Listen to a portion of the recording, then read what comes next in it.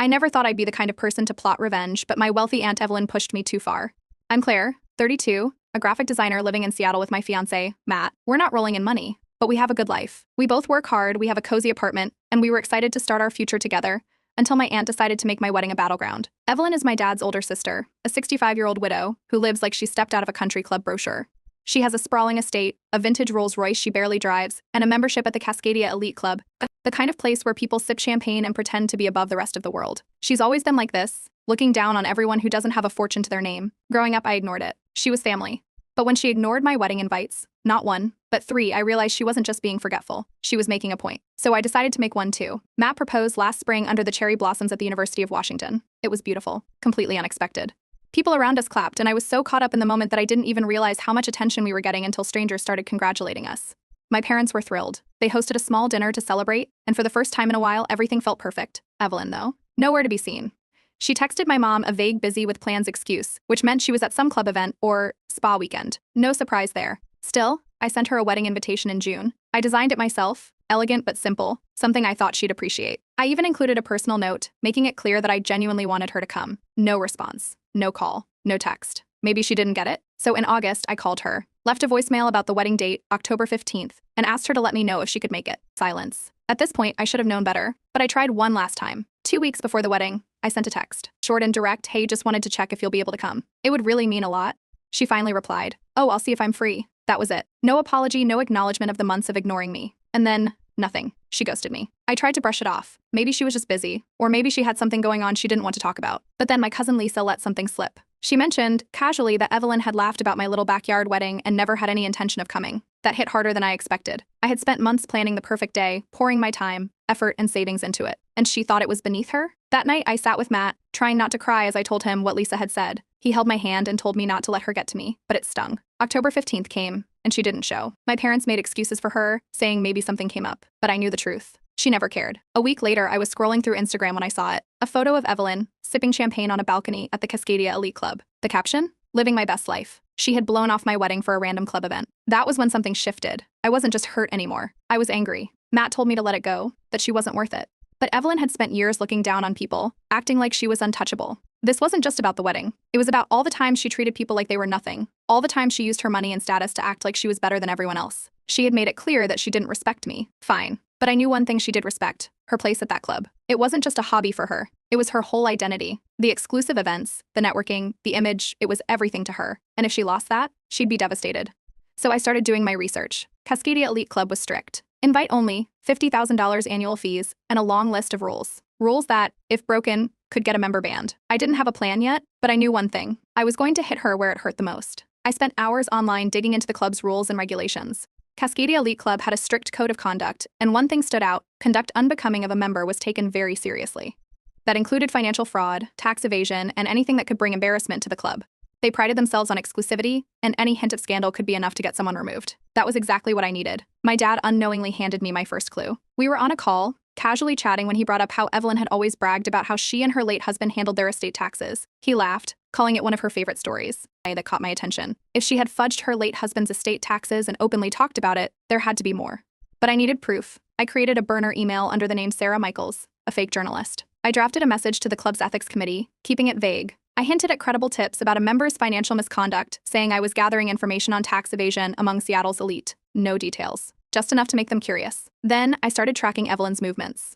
Every Thursday at 6 p.m., like clockwork, she left her house for dinner at the club. She was predictable. That worked in my favor. One evening, I drove by the club and snapped time-stamped photos of her Rolls-Royce parked outside.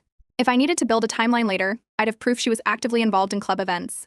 That Sunday, my parents hosted a family brunch, and Evelyn was there. I played along, pretending nothing was wrong, asking about her club life like I was genuinely interested. She loved talking about it. At one point, she smirked and mentioned how she had handled a club audit years ago. She didn't give details, but the way she said it made it sound shady. That was my first solid lead. I reached out to Lisa. I kept it casual, asking if Evelyn had any interesting club stories. She didn't think much of it and mentioned how Evelyn once made a shady donation to secure her spot in the club. That was something worth looking into. I searched public records for donations tied to the club. It took some time, but then I found it, a $100,000 gift to a club-affiliated charity in 2010. The timing lined up with when she became a member. A perfectly timed donation that looked suspicious.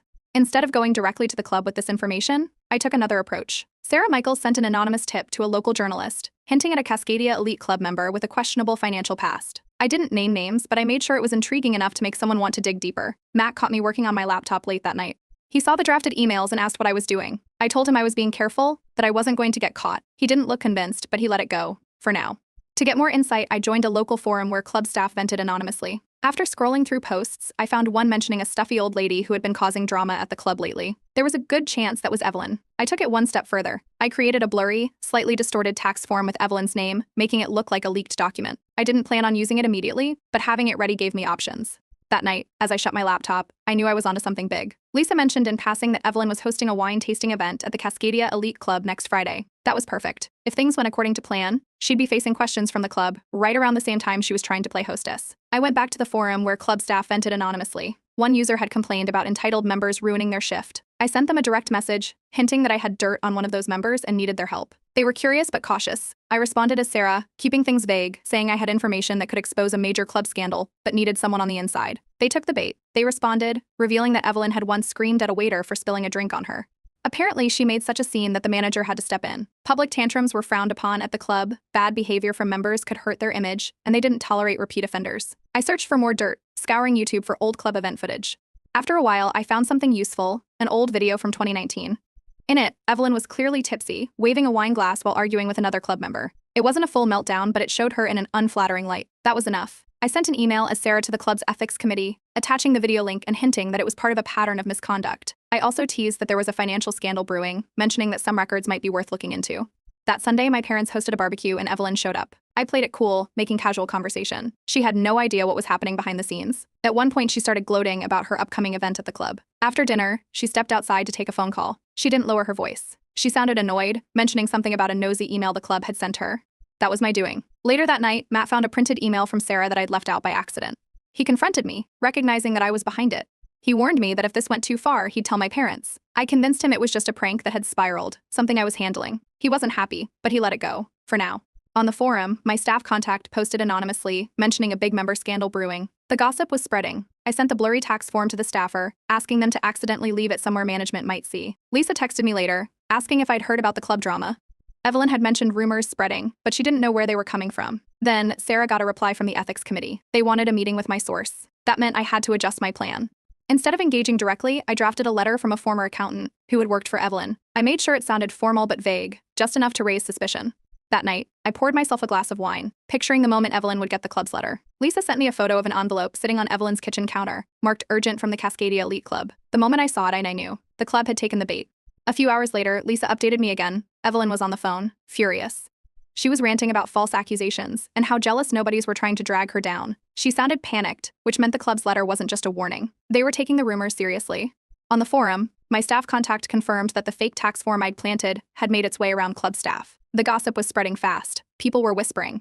This was exactly what I needed. I created a new burner email under the name James Carter, a fictional ex-accountant who had supposedly worked for Evelyn. I drafted a detailed confession, claiming that he had helped her work around estate taxes years ago but had left her employment out of guilt. I made sure the email sounded convincing, just vague enough to avoid needing actual proof, but detailed enough to raise suspicion. Then I sent it directly to the club's ethics committee. That night, I was in the other room, using a burner phone to set up a voicemail drop as James Carter. I was about to leave a message when Matt walked in. He had heard enough. He demanded I stop. He was angry, more than he had been before. He told me this was going too far, and that if I didn't come clean to Evelyn, he was leaving. I didn't answer. I locked my burner phone in my desk drawer, stalling him. He walked out of the room, slamming the door behind him. The next morning, my dad called. Evelyn had hired a private investigator to clear her name. That was a problem. A real investigator poking around could make things messy. I had to stay ahead. Later that day, a local news blog published a blind item about an elite club member facing scrutiny for questionable financial practices. The article didn't name her, but I knew it was about Evelyn. The club's reputation was built on exclusivity, and even a whisper of scandal could make them distance themselves from her. That evening, Lisa attended Evelyn's wine tasting event at the club. She texted me that Evelyn was on edge the entire night. At one point, a guest made a casual comment about the rumors, and Evelyn snapped at them, raising her voice in front of multiple witnesses. That kind of public outburst was exactly the kind of behavior the club hated. Lisa sent me blurry photos from the event, showing Evelyn looking visibly frustrated mid-conversation. I forwarded them to my staff contact, who promised to pass them on to management as proof of instability. Later that night, I used a voice changer app to leave a cryptic voicemail at the club. As James Carter, I hinted that there was more evidence to uncover if they dug deeper into Evelyn's financial past. At dinner the next day, Evelyn cornered me. Her eyes were sharp, She asked if I had heard anything about what was going on at the club. I played dumb. She stared at me for a second, then changed the subject. But I could tell she was starting to suspect something. That evening, Sarah Michaels received a response from the ethics committee. The club had launched a formal review into an unnamed member. Game on. I barely slept that night, tweaking my next move, scrolling through emails, and reading up on club expulsion cases. My adrenaline was running too high. At some point, Matt walked in. He stood there for a moment, watching me at my laptop. I whispered to him that I wasn't stopping. He sighed, shaking his head, and walked away. A gray sedan was parked outside my apartment. The driver wasn't doing anything suspicious, just sitting there, flipping through his phone, but something about it felt off. I ducked back inside, heart pounding. Evelyn's private investigator was watching. I needed an alibi. I told Matt that if anyone, especially family, asked, he should say I'd been sick all week and barely left the apartment. That way, if Evelyn started digging, she'd have nothing to pin on me. Matt barely acknowledged me. He was past arguing. That afternoon, my staff contact messaged me. Evelyn had stormed into the club, demanding a private meeting with the board. She was panicking. She wasn't just brushing off the rumors anymore, she was fighting to save her spot. I had to move faster. I drafted a physical letter from James Carter and mailed it directly to the club, typed on fake letterhead from a non-existent accounting firm. In it, I described Evelyn's alleged charity scam, how her $100,000 donation had been nothing more than a backdoor bribe for club membership. It wasn't provable, but it didn't have to be. It just had to sound believable enough to make the club nervous. Lisa called, saying Evelyn had a new theory. She thought one of her club rivals was behind it. Perfect. She was looking in the wrong direction. I checked Evelyn's Instagram. She had posted a cryptic rant about loyalty and how certain people couldn't be trusted. I screenshotted it, filing it away for later. Then Matt hit me with an ultimatum. If I didn't stop, he was leaving. He wasn't bluffing this time. I promised him I'd wrap it up soon. I was lying. A local news blog dropped a follow-up article, and this time they named Evelyn outright. They cited anonymous sources linking her to tax fraud and charity mismanagement. The moment I saw it, I knew the story was getting too big for her to control. Evelyn called my dad, begging him to vouch for her to the club board. I listened in while my dad debated what to do. I urged him to stay neutral, to tell her it was a club matter, not a family one. Then I took another step. I hired a voice actor online to play the role of a former business associate. They called the club, claiming Evelyn had pressured them into a shady investment deal years ago that had cost them thousands. The response was measured. Sarah received an acknowledgement from the club stating they would conduct an internal review. Evelyn, being a long-time and influential member, would have a chance to defend herself before any decisions were made. The gray sedan guy knocked on my door that evening. He handed me a card from a private investigation firm, his expression unreadable. "Your name keeps coming up," he said, watching my reaction. I kept my face neutral, denying involvement, but I knew I had to be more careful. Evelyn wasn't clueless, she was looking for answers. I called Lisa, asking her to invite Evelyn over for drinks. It would keep her busy and distracted while I prepared my next move. On the forum, my staff contact posted a new update. Club members were already debating Evelyn's expulsion. Some were arguing for immediate removal. I stayed up late, drafting a final James email, a last push to force the club's hand. I promised them a bombshell if they didn't act soon. Lisa sent a message early in the morning. Evelyn had trashed her study. Papers, books, and folders were everywhere. She was convinced someone had stolen important files. Paranoia was setting in. Later that afternoon, I went to the grocery store. As I walked through the parking lot, I noticed something in my peripheral vision. The gray sedan. Evelyn's private investigator was tailing me. I kept my pace steady, turning into an aisle between parked cars. The moment I was out of his sight, I darted through a side exit, looping around the back of the store and cutting through an alley. When I finally stopped, my hands were shaking, my chest heaving. But I'd lost him. That night, James Carter sent one last email to the club's ethics committee. I found an old financial discrepancy in a club audit report from years ago. It wasn't direct proof of fraud, but it raised enough suspicion to warrant further investigation. If Evelyn had cut corners, the board would find it themselves soon enough. Evelyn showed up at the club with a lawyer the next day. She was furious. My staff contact sent me real-time updates. She was demanding to know who was spreading blatant lies about her. Club members whispered as she yelled in the lobby, waving papers around. That was the exact kind of behavior Cascadia elite hated. At home, Matt was barely acknowledging me. He'd moved into the guest room, refusing to speak to me beyond necessary exchanges. He muttered something about how he couldn't watch me self-destruct. I ignored him. There were bigger things to focus on. Dad called later, his tone sharp. He wanted answers. Evelyn had reached out, hinting that someone in the family was working against her. He asked if I knew anything about what was happening. I feigned shock, acting as if it was the first time I had heard about it. Lisa's tone had changed too. She asked if I really believed Evelyn deserved this. I dodged the question, casually saying, "Karma's funny sometimes." She didn't push, but something in her voice made it clear she was starting to suspect. A bigger news outlet picked up the story. The headline read, "Seattle's socialite scandal, tax evasion, bribery, and the fall of a high society figure." My leaks had taken on a life of their own. I decided to plant one last rumor. I had met a bartender from the club at a public event once. That night, I casually tipped him off, mentioning that I'd heard Evelyn once bullied a former employee into silence. I left it at that, knowing it would spread through the club's inner circles like wildfire. Evelyn tried to control the damage. She sent a long-winded email to family, playing the victim, begging for support. She claimed she was being targeted and sabotaged. I didn't reply. My staff contact told me the committee was compiling evidence for the hearing. My forgeries were in the mix. They were being treated as legitimate. At midnight, I drove past Evelyn's house.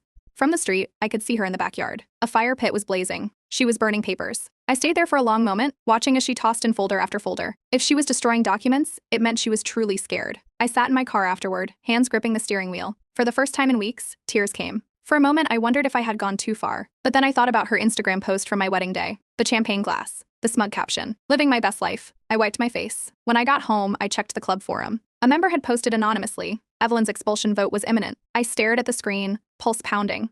Then I shut my laptop, crawled into bed, and whispered into the dark. Almost there. The message came early in the morning. My staff contact had one line, "It's happening." Friday. Evelyn's expulsion hearing was set. 3 days away. Lisa called later. Evelyn had gone into overdrive. She was calling old club friends, begging them to testify on her behalf. Some agreed, but most didn't want to get involved. Desperation was setting in. She was losing control. I needed one last push. Sarah Michaels emailed the club committee a doctored photo, Evelyn handing an envelope to a shadowy figure in a suit. It was pure Photoshop, but convincing enough to raise more doubts. The timing of the image suggested a payoff for silence, tying perfectly into the charity fraud narrative. That afternoon, the private investigator reappeared. It was parked near my office, watching. I took a different route home, slipping onto a crowded bus downtown. I stayed pressed between commuters, weaving through streets until he lost me. That evening, Matt packed a bag. "This isn't you," he said quietly, standing by the door. "You're better than this." I wanted to argue, but I didn't. He walked out and I let him go. Evelyn called in favors, rallying a few close allies to push back against the accusations. A crisis PR firm had been hired, and an official statement was released denying all claims. But the damage was done whispers still circulated, and some former friends were now keeping their distance. Then the news cameras showed up. A local TV station ran a segment titled Cascadia's Crumbling Elite. They showed Evelyn holding her sign, red-faced, ranting about betrayal. My plan was snowballing. That night, Lisa knocked on my door. She begged me to talk Evelyn down. I refused. I told her I couldn't control Evelyn's choices. The next morning, James Carter sent one final recorded voicemail to the club's board. A muffled voice claimed Evelyn had once bragged about dodging estate taxes at a private party. Dad hosted a tense family dinner later that night. Evelyn sobbed about betrayal. She kept staring at me. I sipped my wine. The forum lit up. My staff contact posted an update. The committee was 99% decided against Evelyn. She cornered me after dinner. Her nails dug into my wrist. "I'll find the snake," she whispered. I smiled and walked away. That night, I tailed her home. She stumbled inside, clearly drunk. Alone in my car, I wavered. I opened my laptop, almost emailing the club to retract everything. Then I remembered. Her Instagram post. The champagne. The smug caption. I deleted the draft. She would fall, and I would be there to watch. The message from my staff contact came in early. Evelyn had arrived at Cascadia Elite Club in a tailored navy suit, heels clicking on the marble floor.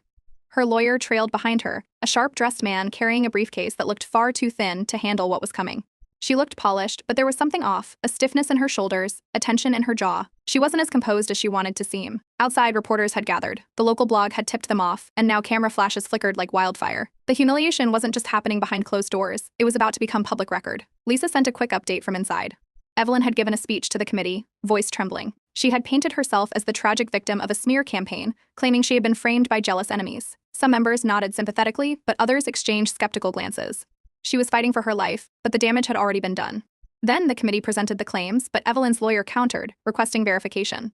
The board hesitated. While the accusations raised serious concerns, they needed more concrete proof before making a decision. The process wasn't as swift as I had hoped. Evelyn's private investigator had submitted his report, trying to shift the blame onto a club rival. The committee barely glanced at it. No hard evidence. Dismissed. She was alone in this fight. Matt texted me in the middle of the hearing. "Please, stop this. Tell her the truth. I'm begging you." I ignored it. The vote began. The committee debated for hours. Some members argued that Evelyn had served the club for years, that this was an unfair witch hunt. But then Evelyn snapped at one of them. A single moment. A single outburst. That was it. At 8 p.m., the announcement came. Evelyn was expelled. Effective immediately. My phone buzzed with the message. It was over. Outside, reporters swarmed as Evelyn stormed out of the club. Her mascara was streaked, her perfectly composed mask shattered.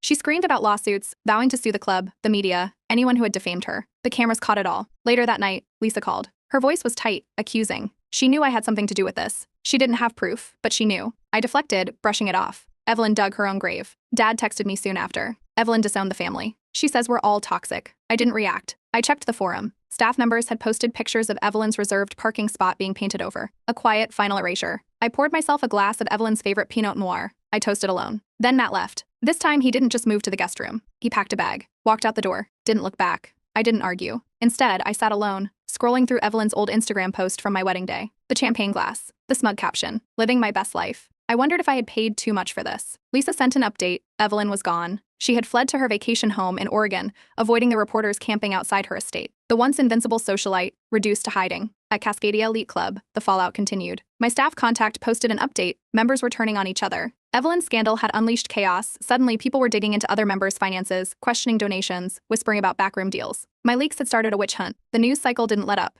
Some outlets speculated on Evelyn's alleged misdeeds, while others dismissed it as a socialite squabble. Her status wasn't completely gone, but the club had distanced itself, and invitations to exclusive events were noticeably fewer. At home, I found a letter under the couch. It was from Matt. He was gone for good. He couldn't live with my secrets, couldn't recognize the person I had become. The words were final, brutal. My phone stayed silent. Dad stopped calling. Mom sent a short text, something about needing healing time. I was the outcast now. Lisa showed up the next day. Her eyes were red-rimmed. She admitted Evelyn had cut her off too. She stood there, exposed, hollow. I pulled her into a hug. Guilt flickered, but only for a second. Evelyn's Instagram was gone. She had deleted everything. Years of boasting, flaunting, bragging, wiped clean. At work, people whispered about the scandal, laughing at the absurdity. No one knew it was me. I kept my head down. The gray sedan disappeared. Evelyn's private investigator was gone. No leads. No case. Nothing left to chase. I walked to the cherry blossom trees where Matt had proposed. The petals were falling, drifting onto the path. I replayed every step of this mess. Later, Dad played me a voicemail. Evelyn's voice was shaky, uncertain. She was asking him to mediate, to fix the family she had disowned. I listened. Expression blank. I felt nothing. At home, I redesigned my apartment. Matt's things gone. New decor. New space. Mine alone. On the club forum, I sent one last message to my staff contact. A simple thank you. Then I deleted my burner accounts. Clean slate. I stared at my wedding invitation, tracing the edges with my fingers. Had I gone too far? The thought lingered, but I shook it off. Evelyn had earned this. Still, the city skyline outside looked a little lonelier than before.